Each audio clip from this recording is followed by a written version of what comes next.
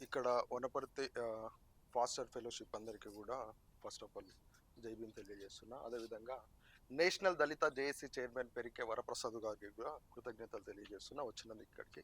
Indian Christian force Telangana రాష్ట్ర అధ్యక్షుడు ప్రసంగి గారికి కూడా అదేవిధంగా నా పేరు రాజన్న.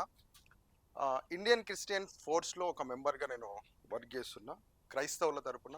అదేవిధంగా ఒక జర్నలిస్ట్ల మాదిరిగా కూడా జర్నలిస్ట్ల జర్నలిస్టులకు ఏ విధంగా అయితే ఆపదలు వస్తే వాళ్ళ తరపున ఉండి ఏ విధంగా అయితే పోరాడతామో అదేవిధంగా సమాజంలో ఉన్నటువంటి ఎస్సీ ఎస్టీ బీసీ మైనార్టీల కోసం, అదేవిధంగా మతాలకు సంబంధించినటువంటి హిందువులకే కానీ క్రిస్టియన్స్కే కానీ మైనార్టీల కోసమే కానీ పోరాడడానికి మేము ముందుకు వస్తున్నాము. ముఖ్యంగా ఇక్కడ జరిగినటువంటి సంఘటన ఏంటంటే వనపర్తి జిల్లా గణపూర్ మండలం అదేవిధంగా సల్కలాపురం గ్రామంలో జరిగినటువంటి డేవిడ్ ఎవరైతే పాస్టర్ గారు ఉన్నారో ఆయన పైన జరిగినటువంటి దాడిని తీవ్రంగా ఖండిస్తున్నాం. ఇంకొకటి ఏంటంటే ఇక్కడ బాయ్స్ పైన దాడి చేయడమే కాకుండా అక్కడ ఉన్నటువంటి ఆయన యొక్క భార్య పైన కూడా దాడి చేయడం జరిగింది, విపరీతంగా కొట్టడం జరిగింది, చేతి కాళ్ళు కూడా వాయడం జరిగింది అనమాట. ఒకసారి ప్రభుత్వం అది దృష్టిలో పెట్టుకోవాలి.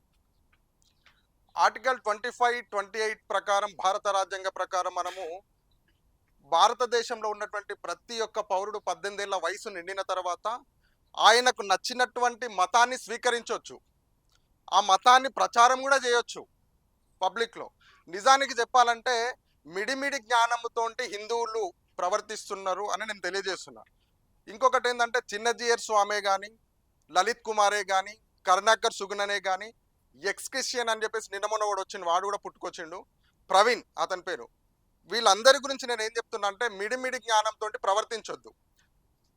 గ్రంథాల మీద పట్టుండి గ్రంథాల యొక్క వివరణ ఏముంది, నీ మతం స్వీకరించినటువంటి వ్యక్తికి నువ్వు ఏం చెప్పాలనుకుంటున్నావు, నీ గ్రంథంలో ఏముందో అది వివరించండి. అంతేగాని శివమాలలేసి అయ్యప్ప మాలలేసి ఇంకా ఏదో అవతారాలు ఎత్తి అనవసరంగా క్రైస్తవుల పైన దాడి జరిగితే ఊరుకునేది లేదని చెప్పేసి నేను తెలియజేస్తున్నా. క్రైస్తవుల ఓట్లు సమాజంలో లేవా? ప్రధాన నరేంద్ర మోడీకి కనిపించట్లేదా? రేవంత్ రెడ్డికి కనిపించట్లేదా? రాహుల్ గాంధీకి కనిపించట్లేదా? మరి వీరందరూ ఏడికిపోయారు అంటే ఎలక్షన్ మూమెంట్లో ఓట్ల కోసం అడుక్కోవడానికి కాలం ముందుకు వచ్చినప్పుడు ప్రతి మతం కనిపిస్తుంది, ప్రతి కులం కనిపిస్తుంది. కానీ ఇప్పుడు క్రైస్తవుల పైన దాడి జరుగుతున్నప్పుడు ఎందుకు కనిపించట్లేదు, వాళ్ళకి ఎందుకు స్పందించట్లేదు అనేది నేను ఇండియన్ క్రిస్టియన్ ఫోర్స్ తరపున నేను వాళ్ళని అడుగుతున్నాను అనమాట. ఎందుకు ఈ విధంగా స్పందించకుండా ఉండరనేది ఒకటి వాళ్ళ నోటి నుంచి వాళ్ళ మాటలు విప్పాలి అనమాట. నిజానికి చెప్పాలంటే ఇదొక వీళ్ళు ఈ అయ్యప్ప మాలలు వేసుకొని శివస్వాముల్లాగా ఉండరు కదా, వీళ్ళు నిజానికి భక్తితో వేసుకున్నటువంటిది కాదు ఇది. వీళ్ళు ఒక ఉగ్రవాదులు, నిజంగా చెప్తున్నా నేను, ఉగ్రవాదులు వీళ్ళు. నేను చెప్తున్నా అయ్యప్ప మాల వేసుకున్నోనికి రామాయణంలో ఏం చెప్తుందో వానికి తెలియదా? భగవద్గీతలో ఏం చెప్తుందో వానికి తెలియదా? అంటే భగవద్గీతను తీసుకున్నా కానీ రామాయణాన్ని తీసుకున్నా కానీ వాళ్ళ గ్రంథాల్లో ఇతర మతాలను అయ్యప్ప మాల డ్రెస్ వేసుకొని శివమాల డ్రెస్ వేసుకొని క్రైస్తవుల పైన దాడులు చేయండి అని చెప్తున్నారా? లేకుంటే హయ్యర్గా ఉన్నటువంటి ఎవరైతే మతాల గురించి చిచ్చులు పెడుతున్నారో వాళ్ళు ఈ విధంగా చేయమని చెప్తున్నారా? అసలు ఎటు పోతుంది సమాజం? ఒక హిందూ గుళ్ళ పైన దాడి జరుగుతుంది, చూస్తున్నాం. ఎవరు చేస్తున్నారు? మీరు చేసే ప్రవర్తన వల్లనే ఎదుటి వ్యక్తి చేస్తున్నాడు. ఒక ముస్లిం ఏదైతే వాళ్ళకి మసీదులు ఉన్నాయో వాళ్ళపైన దాడులు జరుగుతున్నాయి, క్రిస్టియానిటీ పైన కూడా దాడులు జరుగుతున్నాయి. మళ్ళీ ఏ ఒక్క క్రైస్తవుడైనా ఎక్కడైనా ఏ ముస్లిం గుళ్ళపైన కానీ ఏ హిందువుల గుళ్ళపైన కానీ ఒక క్రైస్తవుడు దాడి చేసినట్టు ఏమన్నా చూపిస్తారా? మీరు సమాజంలో చూపిస్తారా? నేను ఒకటే కోరుతున్న ప్రభుత్వాన్ని ఏంటంటే ఇక్కడ మతాలను కులాలను పక్కకు పెట్టి మనుషులను ప్రేమించాలని నేను చెప్తున్నా వాళ్ళకు. ఎందుకంటే ఎక్కడో హయ్యర్ హోదాలో ఉన్నటువంటి హయ్యర్ డిజిగ్నేషన్కు సంబంధించినటువంటి వ్యక్తులు ఆర్ఎస్ఎస్ బ్యాక్గ్రౌండ్ కానీ బజరంగ్ దళ్ కానీ ఇవన్నీ ఏదో నేమ్స్ సంస్థలు పెట్టుకొని మార్చండి. ఇప్పుడు ఒక ఫాస్టర్ ఒక దగ్గరికి మీరు చూసిరా బ్రదర్, ఇక్కడ ఉన్నటువంటి ఫాస్టర్ ఫెలోషిప్ వనపర్తికి సంబంధించిన వ్యక్తులు ఒక్క ఫాస్టర్ ఎక్కడైనా ఏ హిందూ గుడి పైన లేదంటే ఏ ముస్లిం గుడి పైన దాడులు చేసిన దాఖలు కనిపించినాయా మీకు? ఎందుకంటే క్రైస్తవుడు ఏం చెప్తున్నాడంటే మనుషుల మధ్యలో బతుకుతున్నాం కాబట్టి మనం అందరం ఒకటే, కాకపోతే వాళ్ళని మార్చే ప్రయత్నం చేద్దాం. ఏ విధంగా అంటే చెడు అలవాట్లకు లోనైతున్నటువంటి వ్యక్తులు ఎవరైతే ఉన్నారో వాళ్ళను మార్చే ప్రయత్నం చేస్తున్నాము. కానీ మేము నీవు వచ్చి క్రిస్టియానిటీలో ఉండు బాబు, నువ్వు ఈ మతాన్ని నమ్ముకో బాబు, నువ్వు ఈ రోజు బైబిల్ను పట్టుకొని నా చర్చికి రాకపోతే రేపటి నాడు నేను ఇంకో చర్యని పైన తీసుకుంటాను చెప్తున్నారా బ్రదర్ ఎవరైనా ఫాస్టర్స్? ఈ వనపర్తి జిల్లాలో ఉన్నటువంటి ఫాస్టర్స్ ఎవరైనా చెప్తున్నారా అట్లా? మీ చర్చ్ మెంబర్స్ ఎక్కడైనా గాస్పల్ చేస్తుంటే, ఒక దగ్గర ఎక్కడైనా గాస్పల్ చేస్తుంటే అక్కడ ఉన్నటువంటి మతాలను అందరినీ పిలుచుకొని, ముస్లిమే కానీ క్రిస్టియన్ హిందువులే కానీ ఎవరైనా, అమ్మ హిందువులారా మా దగ్గరికి రండి, మా బైబుల్ చదవండి, మా దేవుడు గొప్పవాడు అని ప్రత్యేకంగా వాళ్ళ దగ్గరికి వెళ్ళి చెప్తున్నారేమన్నా? లేదు. కాబట్టి కేంద్రంలో ఉన్నటువంటి ప్రధానమంత్రి కానీ, మన తెలంగాణ రాష్ట్ర ముఖ్యమంత్రి రేవంత్ రెడ్డి కానీ, ముఖ్యంగా నేను తెలియజేసేది ఏంటంటే, ప్రభుత్వంలో హయ్యర్ హోదాలో ఉన్నారు మీరు, కింద స్థానంలో ఉన్నటువంటి మనుషుల మధ్యలో చిచ్చులు పెట్టకుండా ఎవరైతే పెడుతున్నారో వాళ్ళపై చర్యలు తీసుకోవాలని ముఖ్యంగా తెలియజేయడం ఏంటంటే, ఓట్ల కోసం ఏ రోజైతే మా దగ్గరికి వస్తారో, ఇంతటితో ఇప్పుడు జరుగుతున్నది, ఇంతకుముందు జరిగింది ఒక లెక్క అయితే, ఇప్పుడు క్రైస్తవ సమాజంలో ఉన్నటువంటి ఫాస్టర్సే కానీ, క్రైస్తవ్యంలో ఉన్నటువంటి దేవుని బిడ్డలు ఎవరైతే ఉన్నారో, మీకు ఓట్ల కోసం వచ్చినప్పుడు లెక్క అడుగుతారు, ఆ లెక్కకు కరెక్ట్ అయిన ఆన్సర్ లేకపోతే అప్పుడు మీరు ఎక్కడికో దిగజారిపోతారని కూడా నేను తెలియజేస్తున్నా. కాబట్టి మనుషులను ప్రేమించండి అని చెప్పండి, మనుషుల మధ్యలో తిరగండి అని చెప్పండి, కానీ కులాల మధ్యలో మతాల మధ్యలో చిచ్చు పెట్టేది బంద్ చేసి, ఇంకా ఎవరైతే ఈ రాధా మనోహర్ దాస్ కానీ, చిన్నజీయర్ స్వామి కానీ, లలిత్ కుమారే కానీ, కర్ణాకర్ సుగ్నానే కానీ, ఇంకెవరు వీడు ఎక్స్ క్రిస్టియన్ ప్రవీణే కానీ, వీళ్ళు ఎవరైతే ఉన్నారో వాళ్ళు ముఖ్యంగా సోషల్ మీడియాను అదుపులోకి తీసుకొని ఇతర మతాల మధ్యలో చిచ్చులు పెట్టడం జరుగుతుంది. నిజానికి చెప్పాలంటే సల్కెలాపురం గ్రామంలో జరిగినటువంటి ఆ అయ్యప్ప మాల ధరించినటువంటి వ్యక్తులు ఎవరైతే ఉన్నారో, శివమాల అదే ఆ అవతారం వేసినటువంటి వ్యక్తులు ఎవరైతే ఉన్నారో, నేను నిజానికి వాళ్ళకి ఏం చెప్తున్నా అంటే, మిడిమిడి జ్ఞానం కలిగినటువంటి వ్యక్తులు వాళ్ళు.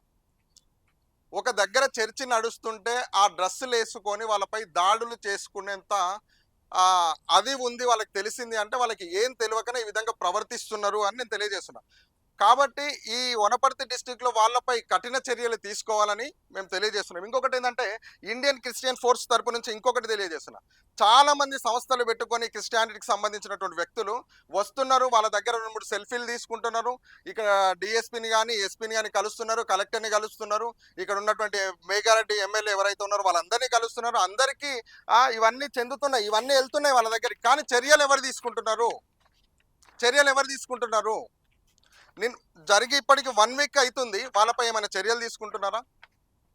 అదే ఒక హిందూ మతానికి సంబంధించినటువంటి వ్యక్తులు ఏదైనా చిన్న దాడి జరిగితే మొత్తం సమాజంలో ఉన్నటువంటి రాజకీయ నాయకులే కానీ, అదేవిధంగా డిపార్ట్మెంట్కి సంబంధించినటువంటి వ్యక్తులే కానీ, ఆ గ్రౌండ్ మొత్తము, ఆ వాతావరణం మొత్తం కూడా నిండిపోతుంది. నిజానికి ఇక్కడ ఒక క్రైస్తవుడి పైన జరుగుతుంటే ఎందుకు సైలెంట్గా ఉండాలంటే, ఇప్పటికీ కూడా మత విద్వేషాలు పెంచేటోళ్ళను కూడా, మతాల మధ్యలో చిచ్చు పెట్టేటోళ్ళను కూడా ఇక్కడ ఉన్నటువంటి క్రైస్తవ్యానికి సంబంధించినటువంటి ఫాస్టర్స్ మిమ్మల్ని ప్రేమిస్తున్నారు. అది దృష్టిలో పెట్టుకొని మిగతా వ్యక్తులు ప్రవర్తించండి. మిడిమిడి జ్ఞానంతో ప్రవర్తించకుండా, నేనేదో ఈరోజు అయ్యప్ప మాల వేసినా కదా, శివమాల వేసుకున్నా కదా, నేను ఈ రోజుకు భయంతో భక్తితో ఉంటున్నా అంటే సరిపోదు. మీ యొక్క గ్రంథాలు ఏం చెప్తున్నాయో అది కూడా దృష్టిలో పెట్టుకొని, బ్రదర్స్ అండ్ సిస్టర్స్, మేము ప్రతి ఒక్కరికి కూడా తెలియజేస్తున్నాం, మీ యొక్క గ్రంథాలు ఏం చెప్తున్నాయో ఆ గ్రంథాలకు అనుకూలంగా మీరు నడవండి. మీతో పాటు ఉన్నటువంటి వ్యక్తులు నీ గ్రంథం గురించి తెలియపరచండి. నీ గ్రంథం వాడికి నచ్చినట్టయితే వాడు నీ గ్రంథాన్ని స్వీకరిస్తాడు. అది దృష్టిలో పెట్టుకొని ప్రవర్తించాలి. కానీ ఈరోజు అయ్యప్ప మాల వేసుకొని, లేకుంటే శివమాల వేసుకొని ఇంకొకరి పైన దాడులు జరిగితే ఈ రోజు వరకు చూసినాం. నెక్స్ట్ ఫర్దర్ స్టెప్ ఏంటంటే, ఇదే క్రైస్తవులు ఒకసారి తిరగబడితే ఏం జరుగుతుంది అనేది కూడా గుర్తుకు పెట్టుకోవాలి.